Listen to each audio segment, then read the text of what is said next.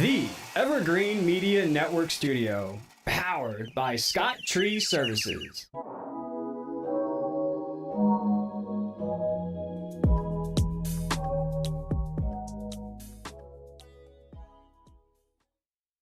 Hi, welcome to Silver Linings. I'm your host, Janean Barrows, and we are super excited because today in the studio, we have Indian River County Sheriff, Mr. Eric Flowers. Hey, how you doing?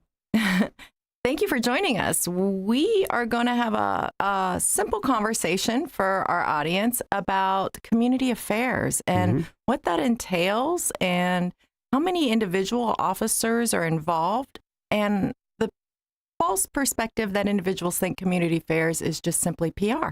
Absolutely. Yeah, I'm actually coming to you here right from Wawa. We had a big event this morning. We've opened up the brand new Wawa at 45th Street and US 1. And so every time they open up a new Wawa, they do a competition. And so it's always us versus somebody else. And this time it was us versus the firefighters in a hoagie making competition. I bet that was hot. It was very hot out there, and but it was good. It was a good time, and they give $1,000 to the charity of our choice, each one of us, even though we didn't win, even though we didn't beat the firefighters, they donated $1,000. Both of your teams do it. So they give $1,000 to the Florida Sheriff's Youth Ranches. Go Wawa. Yeah, they're a great organization. This is their third one in our county, and really just happy to be a part of that. But that's the side that most people see, and so the conversation today is about. People see patrol cars and they know the jail and they know the helicopter. And I don't think that they really understand the side of community affairs and the resources that are available to our community. And so, I spent time over that unit before I was sheriff, and it's one that's close to my heart that I really wanted to grow. And I'm really proud of the growth that we've experienced over the last 4 years. We're not quite where I want to be in size, but I think over the course of the next couple of years, we'll definitely get there. Right now we have Deputy Scott Burke, who's assigned as a homeless liaison.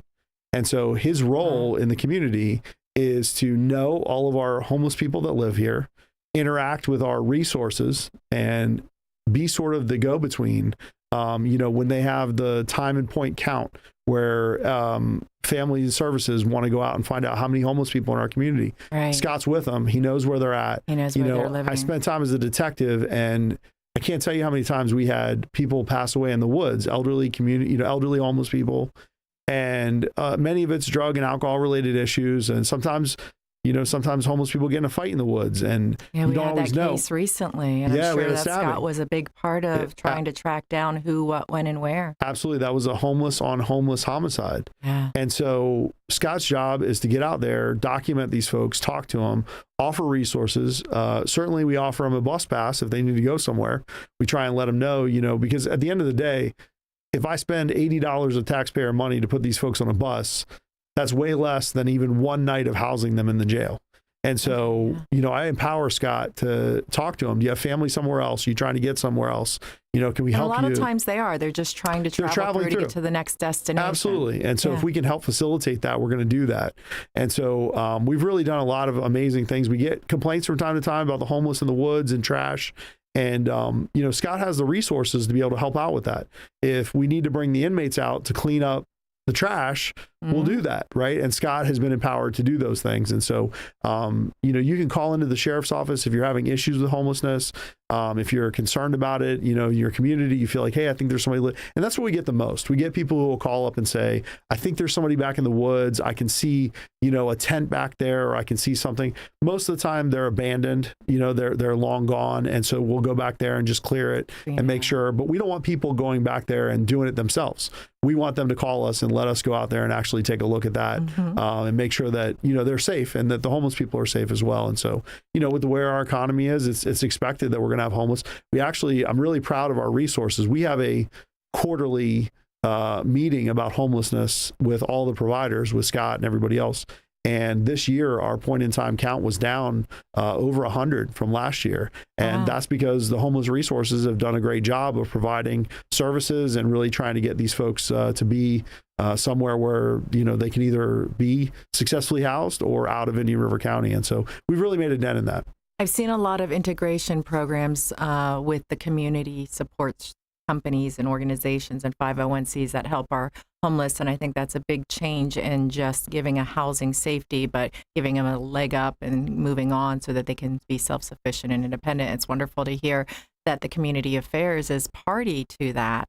Yeah. I don't think a lot of people realize that, that again, it's more than just a PR scenario. Yeah. The challenge is so I divide homelessness into two categories. Traditional homeless, which is what people know of, the family that gets a medical bill or has an emergency and they just don't have the money to survive and they end up getting kicked out of their apartment or their house or whatever, and they're living in their car or they're trying to figure it out.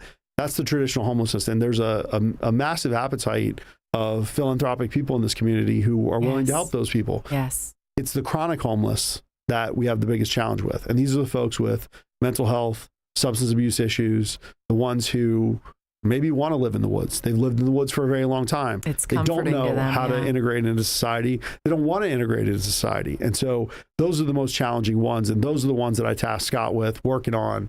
How can we make sure that this person is okay out there, and how do we navigate this? We also have a program with Scott where if they're living on a property, we want to identify that property owner.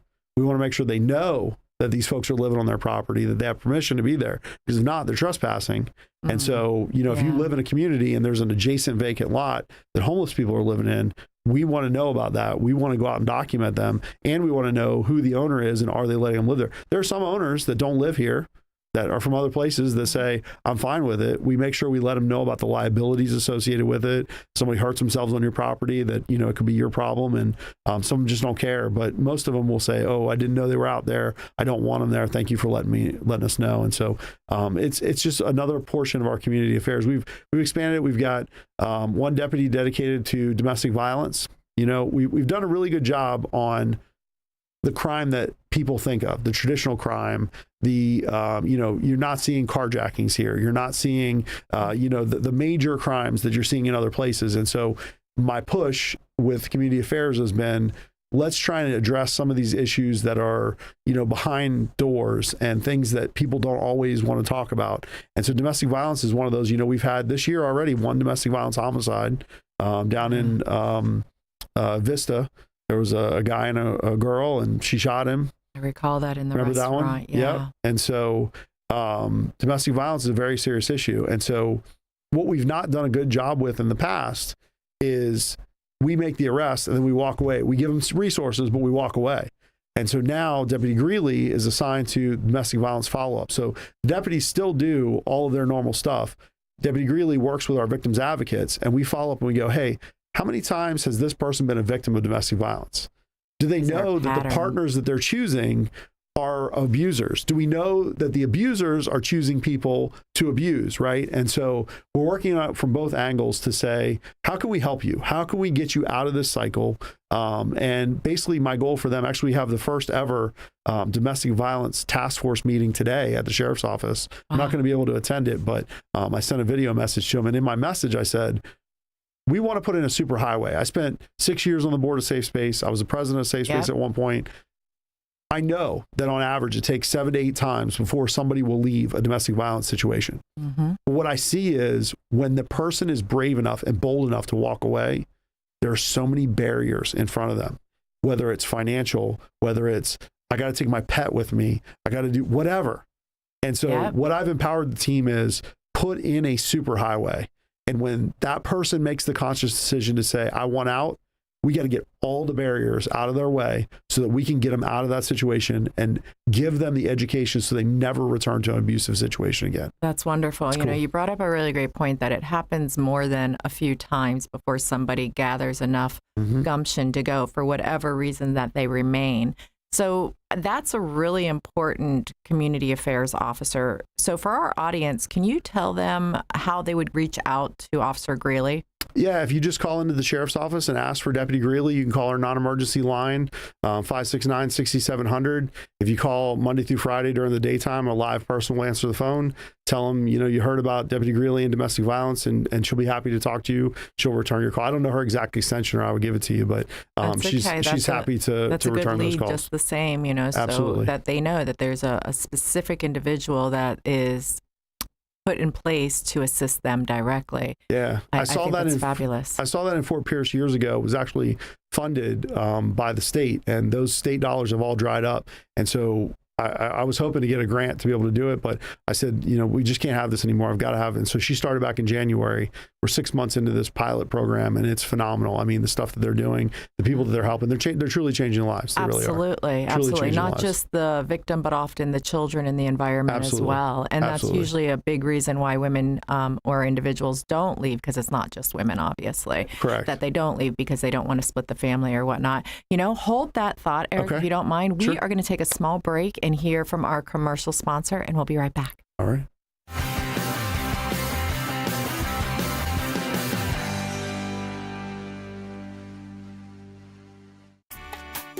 At Sunshine Furniture, our 35,000 square foot showroom is filled with the largest selection of in-stock coastal furniture on the Treasure Coast. Dining and bedroom sets, occasional tables, sofas, sleeper sofas, love seats and chairs in all the latest styles and colors from Tommy Bahama, Lexington, Hooker, Riverside, Universal, Four Seasons, Braxton Color, and Capri. We're the outdoor furniture experts and have hundreds of styles of any patio furniture you need, including a gallery of Berlin Gardens and Bollywood. We specialize in fire pits, outdoor rugs, umbrellas, and replacement cushions. Sunshine Furniture, 1295 US 1 in the Publix Plaza, Vero Beach. Family owned and operated since 1991. Don't forget to visit our outlet store directly across the street, filled with lots of name brand closeouts and sale items. Visit our website at sunshinefurniturecasual.com. Sunshine Furniture, the best in every way. Ooh, having sunshine day. Sunshine. Hi, I'm Eric Flowers, your Indian River County Sheriff, and we are hiring immediately. Get involved in an exciting career and help your community thrive.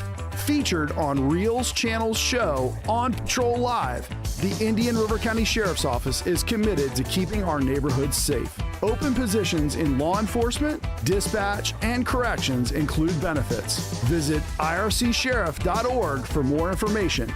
Get your new career started today.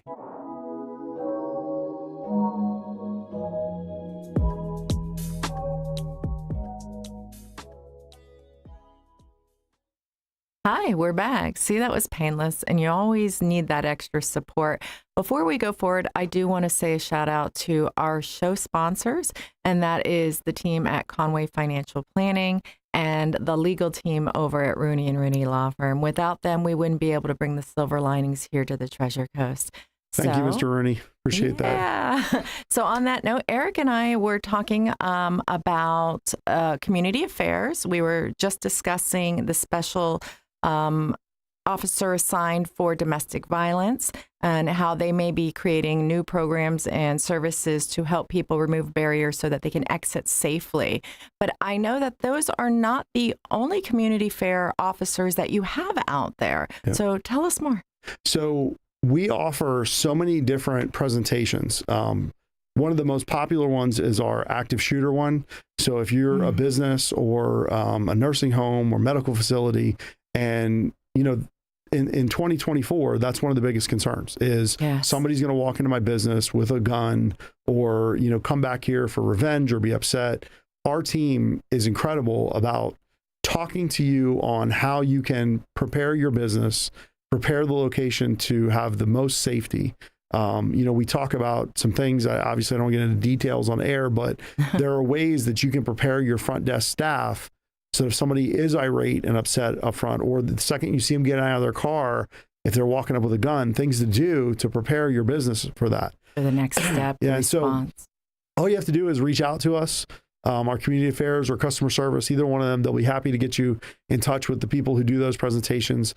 We do presentations on scams, on sex offenders. If you have questions about sex offenders, if you have questions about elderly identity theft, any of those things. We have people who do presentations. And so I just encourage the public, if you're somebody out there that has a group or you're ever looking for speakers for Rotary Club or any of those things, our team loves to come out and do that. And that's all our community affairs team. And they really enjoy those. And now is really the time to get them, because I tell you, as we get closer to the holidays, their schedule gets so packed, because we have Shop with a Cop and Pack a Patrol Car and all the other events that we get invited to, Christmas parties and all the things that they want us to attend. And so summertime is just a really good time for us, because school is out. Our community affairs team is a little more free to be able to do things. And so now is that time. If you're in the community and you're looking for those presentations, they'll do a security assessment for you. They can walk around, that's talk really to you. helpful. Do they do that pro bono? That's just a service free, within completely the company? free. Yeah. So if you own a business or maybe a daycare or something like that, and you really want to educate your team, reach out to them. That's unbelievable that you all do that. We do, and we'll talk about community members. Lighting. We have businesses to get back on the homeless topic, where they'll say, at nighttime, the homeless people will come up and sleep underneath our business. Okay, let's talk about this. Let's put in some lighting. Let's put in some things that will dissuade them from doing that. And so those are all things that our team is very good at. They talk about, the hedges and how to ensure that, your business is best set up for your cameras so that people can't sneak up on anybody. They'll do all those for Big free. Picture and safety. Yeah, absolutely. It's called crime prevention through environmental design. And our team actually goes out and does training on that as part of our conference. They get certified in it, and they literally will look at your site plan. We actually prefer when businesses come to us before if you've got a capital project and you're getting ready to build a building, come to us, let us talk to you about where you're going to put your cameras, where you're going to put your hedges, where you're going to put your lights, because it can make a big difference. You don't think, well, I guess I don't, because I don't own a business, but as a homeowner, we all do that. We put lighting underneath our windows. We have cameras in certain areas. And you think about safety like that, because, it's your home base and I'm here in the evening when I'm downtime. But in the businesses, obviously, it's not that they don't want somebody to have a safe space to go to, but the reality is that their teams are coming in at different hours and they want a safe environment, and they don't want to overlook that responsibility as the business owner on their part to provide that. Absolutely. But I love that you all go out and do that. That's really great. And unfortunately, yes, in today's society, you have to think about, when you own a business, your team's safety during business hours. Absolutely. And being prepared for the what if. So that's fabulous. I know that they do programs in the schools as well, and again, so very sad that we have to, but the world has changed a bit, and being prepared is going to be what really makes the difference should those situations occur. Actually, Storm Grove Middle went into a lockdown yesterday. I heard. Over a note that made a threat about a bomb. And, our team knows exactly what to do, because we practice that all the time. They do a great job with that. Fortunately, it turned out to be just a hoax. But our team was interviewing somebody yesterday afternoon who was a potential suspect in that. And so it's an unfortunate state of affairs, but our team is working on that to keep our kids and the community safe all the time. I will say, on the point of crime prevention through environmental design, these video doorbells that people have now, one of the cheapest and easiest things you can do to protect your residents, to protect your family. They're wireless now.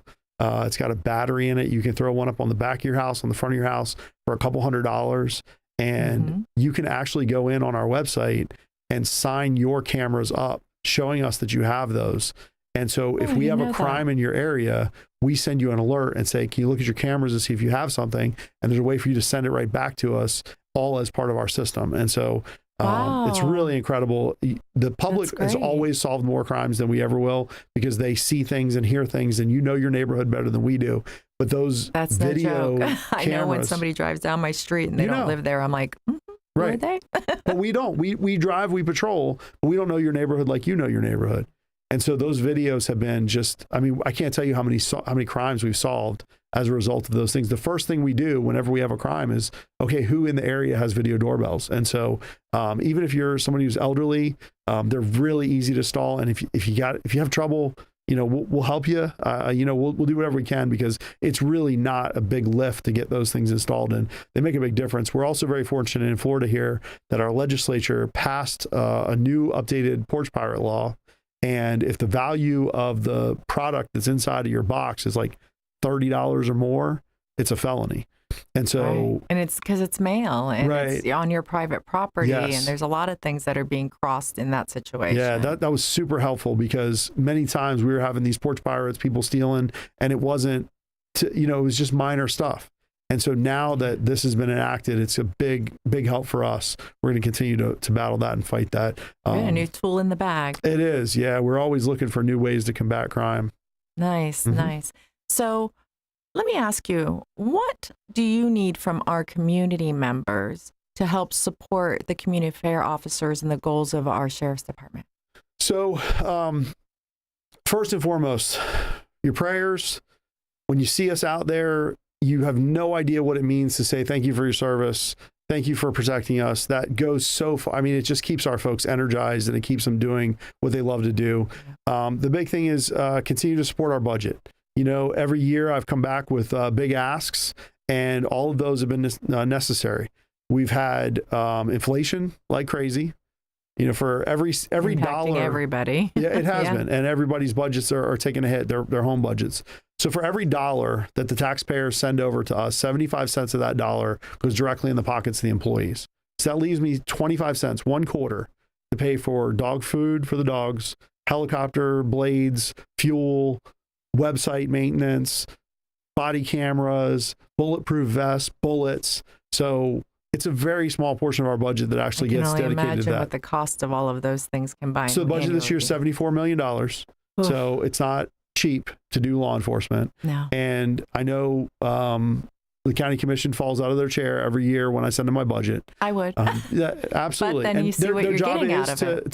To keep me in line and make sure that I'm being judicious with this. Absolutely. But I can tell you, it's very difficult to add additional positions. Additional positions are very expensive, and community affairs is one of those areas that I hope to grow. We've grown our traffic unit, we've grown our drug unit, we've grown a lot of the critical areas. I would love to double the size of our traffic unit. Everybody knows the traffic problems that we have, and we try and do as much as we can out there. And I've got some creative ways that I'll be presenting to the county commission here in the future to try and free up the traffic unit a little bit. We'll see how that goes. But I don't want to get into it on your show today. Yeah, don't expose it yet. No, I'm not going to give that one away yet. I'm not going to play that card.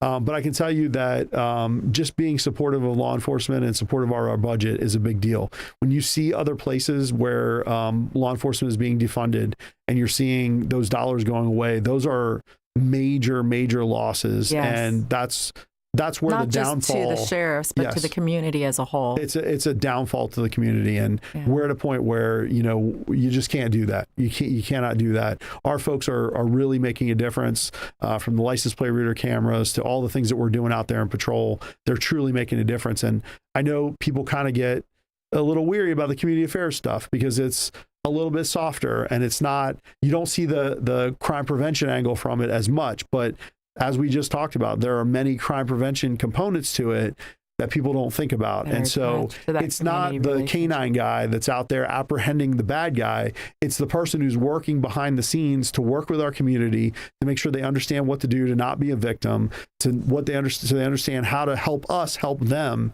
in the long run. And so it's a good investment on the front side. And I know a lot of people don't see community affairs as one of those areas that, we should put a bunch of money into, but I view it as preventive maintenance. Well, we can call it community affairs, but the truth is it's community advocates, it's Absolutely. Legal advocates, and it's safety advocates for community members. Yes. And we put a nice little title on it, and sometimes that leaves people having a misperception of what it really entails. That's it. But I love that you came to join us today and that you're here sharing information about all the different community affair officers that are available here in Indian River County and what they do, at least a small glimpse. I'm sure there's a much more deeper depth of what they're involved in and how it impacts the safety of our community members. But with that being said, I personally am very grateful for the safety in our streets and in our community. I live in the Western community, and even out there, we really get the sheriff's department. We don't have a police community. And so we are very happy when we see them patrolling through the community in the evenings. You know, we're out there in the dark environment. And that's just one of the small aspects of doing service out there.